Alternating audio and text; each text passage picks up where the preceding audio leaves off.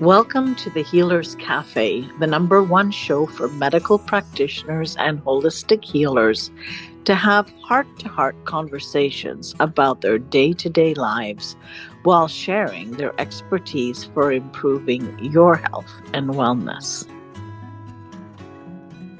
So hello and welcome to the Healers Café. And today I have with me Karen Egoff. And she's an internationally respected Reiki master. She's a teacher. She's a practitioner as well. She does craniosacral practitioner, and currently is doing a lot of online healing, different techniques available to her, which she'll go into more detail, and especially on grief. I'm looking for the name of your workshop on grief.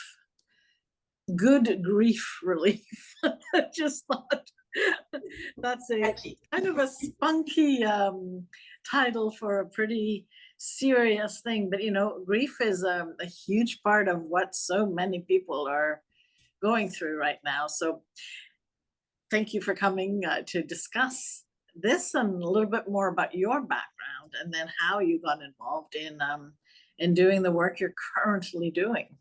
Sure. So yes, with a little bit about myself then, I started in teaching yoga 33 years ago. I was quite young, a prodigy.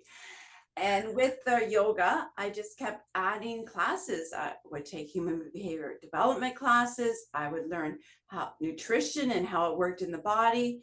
And I took a fitness instructor course at the YMCA of Canada, so I could become a really more knowledgeable on how the body worked.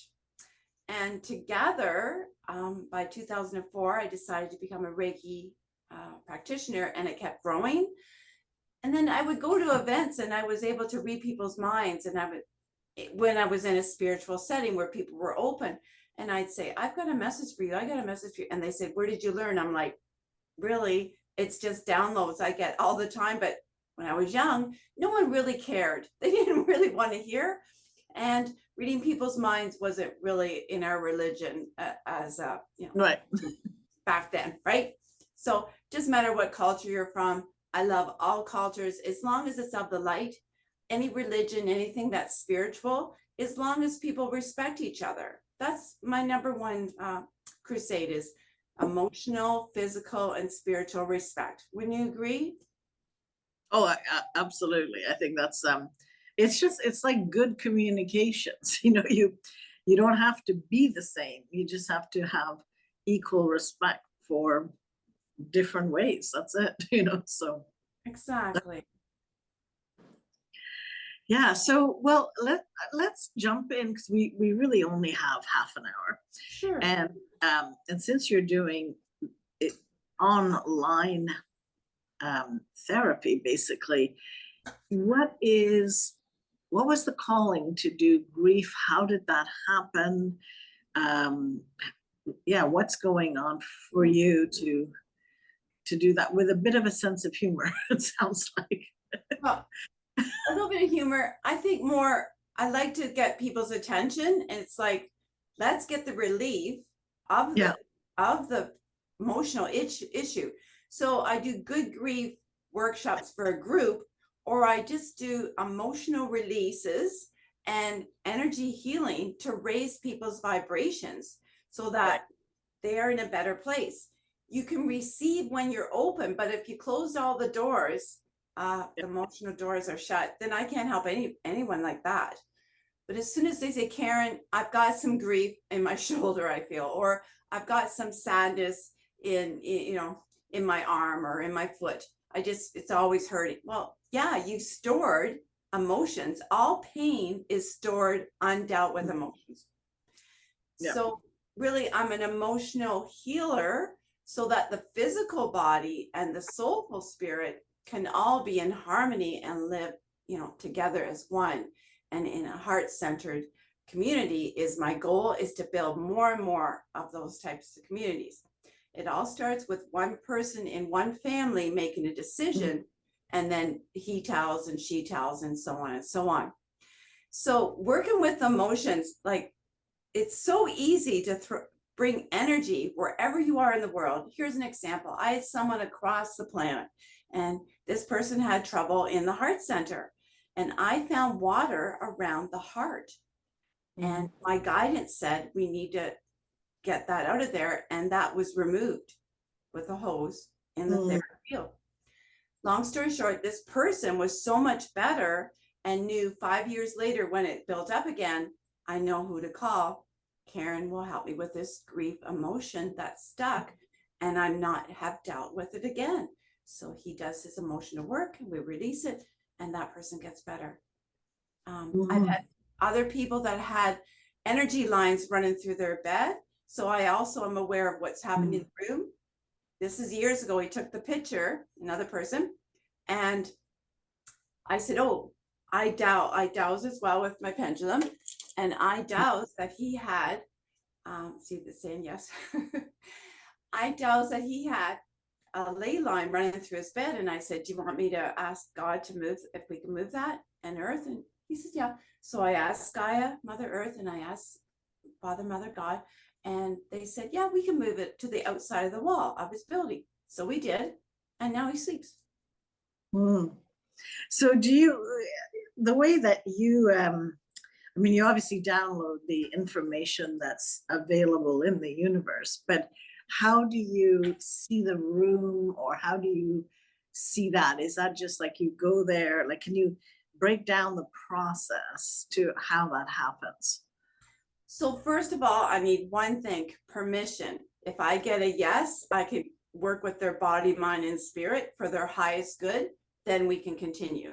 I've had a time when I've been pushed back, and I've had to ask them to say it out loud 3 times, and then I'll come forward. If I'm pushed back, I don't go anywhere. Then I feel, I see, I hear, and I smell everything in the etheric field that I'm being asked divinely to witness. And if I say, oh, I can smell, there's something going on here, I can actually smell inside their body what's going on. So say they've got stomach aches and they haven't even told me, I'll say, what's wrong with your stomach or digestion? And they'll say, oh yeah, I do have that. And I'm like, well, I see or smell, or I'm told, look at the stomach area. They need to eat less wheat and dairy, say. And then do the clearing, but they have the homework. So I also have a nutrition 101. I've taken courses over 30 years of quite a few, and it's my sideline. I'm not allowed to go too far into that field, but I have taken some really good courses. So with that, yeah, so I add in the nutritional value, and I say, here's some suggestions so that you can have a better life for your stomach. You know, I'll suggest some proteins, amylase, things like this, sometimes a supplement to build it back up. But if they're going to go right into the wheat and dairy again, well, then we're going to have issues. Right. Yeah. It'll repeat itself. Yeah. And so with, I mean, there's always been grief at one point or another in life, but we're in a tsunami of grief at this point. I think that's about right.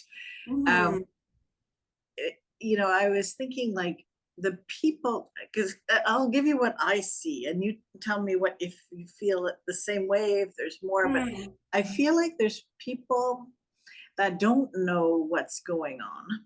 You know, they don't know, but they have that little hunch that is their intuition that they're not used to connecting with, that is letting them know that something's wrong. And so there's a grief that comes with this, because it's not an expansive energy, it's a restrictive energy, right? And you feel like something could go wrong, or there's something not quite right. Sure. So they're unsettled, right? And I would say that's the one extreme of it's hard to call it grief, but it really looks like grief when you start analyzing it. And then there's the people right on the other spectrum that have lost loved ones, and they're completely conscious that it's because of the bioweapon, and either those people knew or they didn't know, or there was a fallout, or they were heard, they were not heard. There's the whole like level of I told you so, or why didn't you listen, or the non-acknowledged, right? Oh, no, this is my time to have myocarditis. Not because it's popular, but or the drop dead syndrome is now, so a lot of unacknowledgement, which is also a big form of grief for some people, right? So how do you work with that, and who comes to see you mostly? Like, who are you attracting, or who do you work with, or? Well, it's all ages now. Anybody from 30s up. I mainly deal with women, but we also, gentlemen come too. So it's changing, everything's shifting. But when someone has grief in an area, I will work on the energy and use my Reiki master energy, which can travel around the globe. And my hands, I'll visualize them sitting in front of me, or they actually are on screen. So I imagine them there. And we go down and I'll feel the cold areas or the heat, or I'll feel the energy resistance, as you said. And I'll say, well, listen, I'm feeling something, in your rib cage or your left side, whatever. And I'll work on that, and I'll say, let me just check on the emotions. And I have an emotional chart that I'll check through if it doesn't come quickly. And I'll say, is anything come to you? And if they say yes, I'm feeling grief. Okay, great. Or, I'm getting over the loss of my loved one or a friend. And I'll say, I know that's a lot of us, and it happens like weekly around here lately. So I'll ask to take that and bless it and send it to love and light, change it to sparkly light, and then give them a phrase that pays. So instead, we'll think of some positive word and say, okay, I want you to repeat and add this. So I now am at ease with the loss of my friend. Life will go on, or whatever, something like this. And then I get them to breathe slowly and start really reconnecting to, it's okay. You can talk to them in spirit, or still write them a letter, or whatever you need to do. Because if you didn't get to say goodbye, that letter is kind of important. And maybe even say it to a friend that would understand, or to myself, and I'll listen and let that go. So sometimes people say goodbye through me because I'm a good connector, and sometimes that person will come through and they'll smile, or they'll say something. The person will be like, oh yeah, lots of tears, lots of tears. So, yeah, I let them let go because I'm safe. I don't know their friend, and I'm totally impartial. I just want to see them. And then all of a sudden they can breathe better. Their rib feels better. I'll tell them to have a salt bath after, or if they don't have a tub, even in the shower with a little salt, and just say, I'm letting go. It happened. I'm going to move through this with God's grace, or whatever works for them. So trust you. And do you have like in Mexico, for example, today's the 2nd of November, which is the celebration of the dead, and lots of, you bring sort of to the altar all the foods that your family members who have died loved, and things like that, as a sort of an acknowledgement. But a fundamental belief that they have is that you only die when it's your time. And I found that very interesting, because I was talking to some of the families that have had relatives in Acapulco that just got devastated.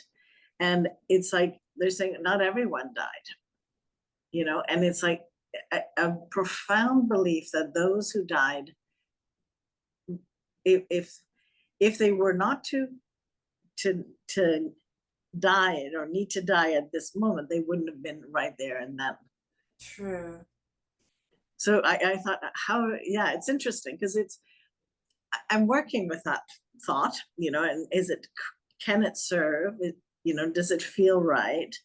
And in some cultures that is maybe the right way to look at it. It works, but I don't know, like, have you found other kind of theories that, or it's almost like a philosophy of looking at life and death, Mhm. that are really reassuring, that, that most people kind of go, whew, it's okay? Or is it the fact that they connect with them, that the veil is transparent enough that they know they got that connection? Like, what is it that works in our culture?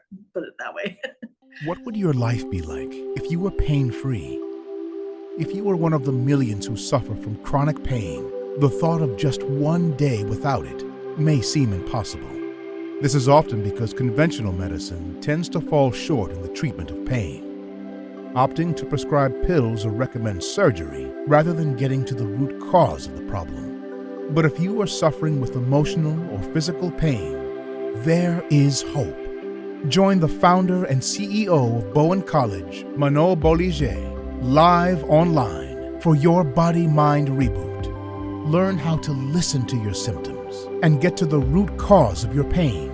Plus, be trained in basic Bowen therapy moves so that you can reboot your body for optimal health. You don't have to live in pain. You can heal. Stop the pain pill cycle by visiting www.yourbodymindreboot.com to learn more and to register.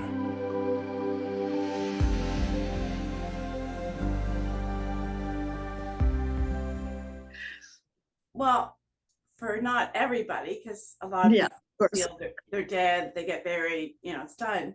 But I believe their soul does go on, and that they're either needed to help the planet still, because they could still hover and do work and help the loved ones around them that they knew in person, or from a past life, if you can go there, Yep. help in that way. So I feel the energies that shift off, which is, it's tough when a lot of people go at once, but yes, I believe there is soul contracts and there's reasons for everything. Not that I understand them all or like them all. I lost a dear friend a few years ago, and he was exact same age as me. We were 3 weeks apart, Ricky, and I still miss him, even though it's been 6 years now.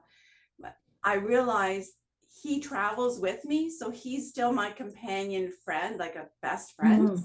He's like a companion traveler, only he doesn't need a seat on the airplane. Right. But when I get there, people say, "Who's that guy with you?" That Sea Spirit, and I go, "Oh, that's Ricky." Oh, okay, hi Ricky. And so people will acknowledge that I travel with a friend, so I'm never alone. And I say, "You take care of me, you make sure everything's fine," and he does. I just have to ask, and he does it. Mm. So yes, do people believe that not everybody will believe this, but Yeah. yeah, I can ask a spirit guide to stand behind me and help me during, if I want someone to pick my name, I'll say wave.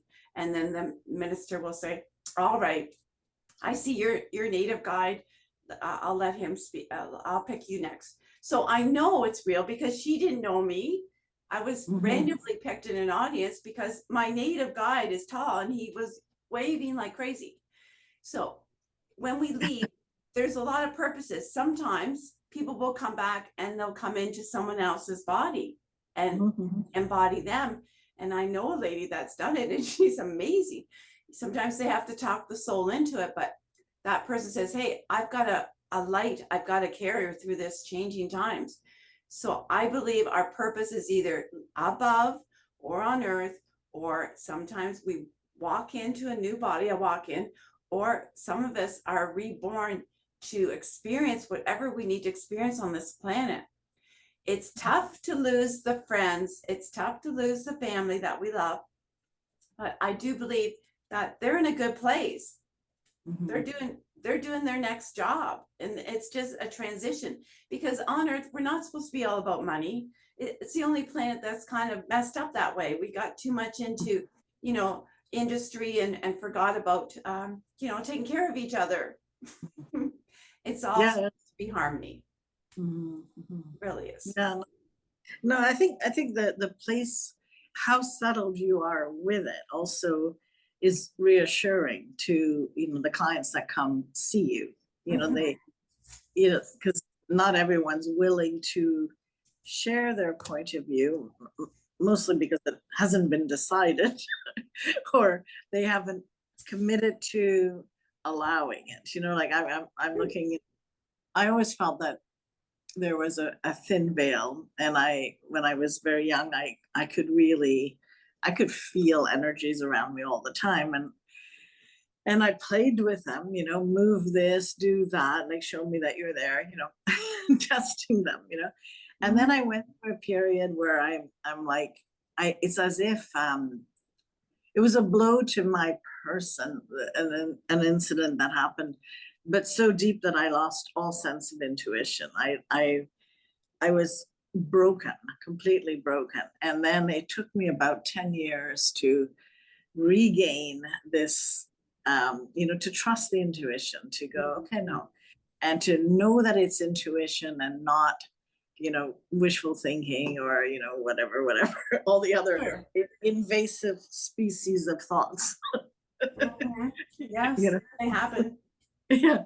And yeah, so it's been an interesting process. And my mom passed away not that long ago. And it's very interesting. I feel her like she's around always, and her nature was not joking, but she had a funny sense of humor at times. What's left of our connection is the humor, which was the best part. I mean, there were a lot of issues that were more challenging, of which I learned a lot. But you know, but it's very interesting. It's like I can feel that, oh, she's there, oh, she's moved this, you know, and then it's like, oh, you're right, okay, I wasn't paying attention to you. And so it feels very, very funny, because a year ago I would not have expected this. You know, I had no idea that it could be that close. Oh yes. You know, so it's anyways, I suppose it's good timing given what's going on now, but it's encouraging, you know, to know that it's possible. I think that just to know that it's not completely fictive, this whole idea. You know? No. And Yeah. and there's certain areas of the world that spirits are drawn to help support. And Right. also, you know, there's energies that need to shift, and they can help. There's a grid above us and a grid on earth. And I also am a grid worker, as I mentioned, with the ley lines, LEY. Right. Lines. Yeah. And when I connect the upper and lower, so when things are happening, like right now, like over in Jerusalem, it's not a very happy place right now. So instead of just, sometimes I'll be sad and I'll cry, and then Divine will say, hey, let's do something about this, you know, get the sad out and let's move. So I have to chop, move it forward. So then I'll connect and I'll send them all the bodies and people and souls that have gone that day, week, whatever's resistance have been holding. I send them all to the grid, and I say, here's your support system. These are where the light beings are going to help you through this. And their souls go there. I send them by the hundreds some days. Yeah. Wow. Yeah. Yeah. Yeah. So it's yeah. It's true, but it's weird. Even I say it, I go, yeah. But getting back to grief, so we all need to grieve, because then if we're holding on, we're going to be stressed and we'll be just hunched over. So letting go, learning to breathe and open up. I also teach yoga with a chair prop or yoga standing online, because it's easier. And I teach people just to really open up, and then and then shift out of the shoulders, like stretch, roll out the stress while you're sitting just for 2 minutes, and then roll back. And then, okay, what do we need to do? And I'll take people through a course I was teaching at Goodness Me before 2020 happened. And we were teaching people how to go through the process of grieving so that it helps you move forward, not hold you back. Because society is not really teaching us the solutions. They're just saying, this is the platter, what you have. No, let's take the platter bit by bit apart. And those are the platter of emotions. And let's deal with them and start new methods of being well. Yeah, because you can certainly turn grieving into suffering. Yes. You know, and that's yeah. Suffering becomes unease, and unease becomes dis-ease if it's left in the wrong body, wrong amount of time. Yeah. Mm-hmm. And we all have underlying negatives. So everybody has, like, so for me, you know, I have certain things that I've had to work on. So let's just say type A person has stress, and they've got issues in their circulation. Well, if you take different bad things into your body, that circulation is going to slow down quicker than with someone else. Another person has diabetes, so they got to watch, you know, insulin and what they eat during the day. So we have to, don't give more food to the bad thing that's going on in your body. Let's let go of the emotion and then start proper diet. Mm-hmm. Mm-hmm. Yeah. Really changes it all up. Mm-hmm. Mm-hmm. So what is the hardest part for you with a grieving person? Like, the hardest part, well, just admitting that they can feel it somewhere in their body, and just them stopping the rest of the world and saying, okay, this is your time. Mm-hmm. Let's breathe. Let's really come inside and just say, and then I will feel for where it's going on, but I'll say, you tell me, because I don't want to feed you everything, but if you want me to say it all, I will, but I want you to pick. And they'll say, yeah, I feel this. And I may have already wrote it down and said, that's exactly what I had, you know, like, wow, it's magical to them. And like, okay, well, I can see that you understand me.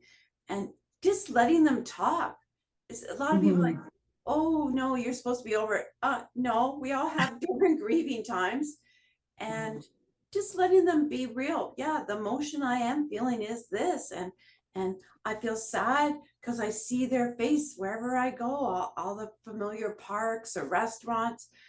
And yeah, listening to them and letting them open up, then it all happens. Once they trust and believe. Right. They can shift. Yeah. And you know, those stages that are associated to grieving by Elizabeth Kubler-Ross, you know, is that something that you have seen to replicate, to be your experience to be true? Yeah, the denial, the anger. Yes, in my course I have pictures of cats and the angry denial, you know, all the stages until acceptance happens. They have to get angry, and I'll say, get a pillow, get angry at the pillow. It's okay. You're allowed to get angry. Oh, really? Yes, I'm giving you permission, right? As a teacher, a speaker of 30 years in this field of wellness, I get that we have repressed way too much for way too long. So permission is number one. Letting go. Right. So Karen, we're like almost at the end. I feel like it was very spontaneous, but is there anything that you wanted to share that I haven't asked you, or that we may have missed, that you feel is important for people to know? Well, if they go to my site, My Soul Balance, SOUL balance.com, on my latest blog, I have something around Vox patches, or super patches by Vox. So it's mysoulbalance.superpatch.com. If they've got grief and they can't always see me, or in between, you put a patch on for 24 hours, and the amount of energy you receive from this patch. I put the peace patch on when I was totally stressed from so many things happening. I had to teach a class of Reiki all day. I put the patch on. An hour later, I was so calm. Everything was smooth, and it stayed until the next day at 9 a.m. And it really kept going for me. But for 24 hours, I was calm. So for people that need a bandage, you actually put a bandage back on your arm. And the patch, or for sleeping, there's REM. These are things. We need tools, and this is a neuro, non-med, no drugs, neural patch that your body reads from just a patch with a neural imprint. It's absolutely fantastic. So I encourage you. The neural imprint is like allowing for balance, or it's done with hormones, or how is it made? It's human performance technology. You can look it up on my site. the mysoulbalance.superpatch.com. It is so amazing. I do the superpatch.box.com, or sorry, it's Box as well. Box is on my drop down on my product area on my main page, and you can go to the Box site. It does have a bit about Superpatch, and then the blog has it too. But wearing the Neuro socks, which has an imprint too, gives me no pain in my feet, and I can walk so much further, and I feel great. So it's sending signals to the nervous system, which the neurons get, and the brain works. Yeah, I may try that. I have sensitive feet. Oh, wow. I may try that. Yes, Oh, it's a life changer. I've been in sports all my life, and yes, I definitely have hurt my feet too many times. And finally, you get to an age where you're like, I got to do something. And in my 50s, I started wearing the socks, and I became a distributor. I couldn't believe it. I didn't believe the patch would work, but you know what? I sat there going, I just felt like someone just gave me a calming medication, but there's no meds. Yeah. Oh, yeah. I mean, I'm a big believer in natural, and that our body is set to heal. And I think we're also at the verge of rediscovering a whole bunch of things in life that can really help us if we're open, so. I think so. Yeah. Anyway, so Karen, thank you so much for spending the time having this relaxed and open discussion. I loved it, and thank you very much. Thank you for joining us at the Healers Café. If you haven't already done so, please like, comment, and subscribe with notifications on, as I post a new podcast every Wednesday with tons of useful information and tips for natural healing that you won't want to miss.